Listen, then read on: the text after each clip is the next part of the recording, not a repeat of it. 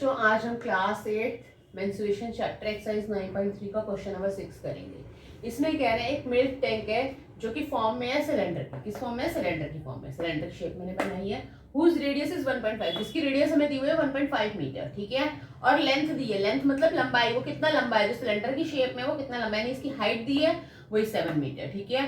Find the quantity of milk in litre that can be stored in the tank. तो हमें निकालना है milk की क्वांटिटी निकाले जो उस टैंक में आ सकता है। तो क्वांटिटी जब भी निकालने की उसमें कितनी ही कोई चीज आ सकती है, मिल्क या वाटर या कुछ भी, तो हम क्या निकालते हैं? हमेशा वॉल्यूम निकालते हैं। That can be stored in litre. एक ये ध्यान रखना, हमें ये मीटर में दिया है, हमें आंसर जो निकालना है वो लीटर्स में निकालना है। That can be stored in the tank, जो हमारे टैंक में स्टोर हो सकता है, ठीक है, मिल्क।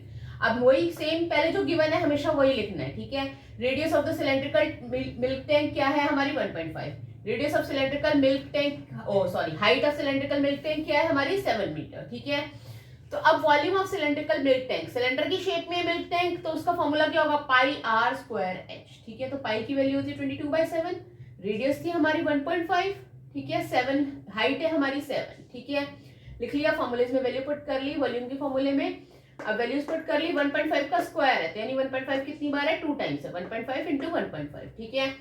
तो लिख दिया।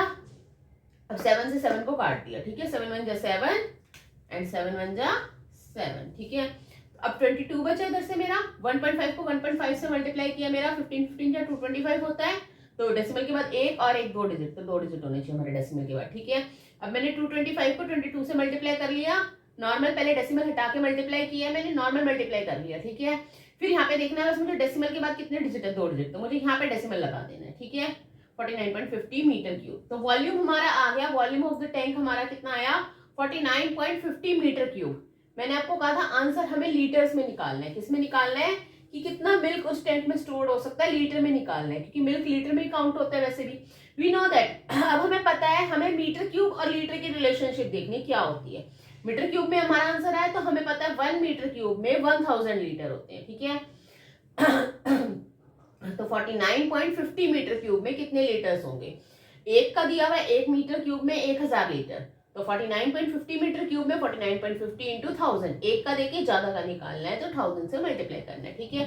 मल्टीप्लाई कर दिया पहले नॉर्मल, ठीक है। एक जीरो थी, 4 जीरो हो गई। अब देखना डेसिमल के बाद कितने डिजिट है? 2 डिजिट, तो 2 डिजिट से पहले पीछे से 2 डिजिट काउंट करके डेसिमल लगा देंगे।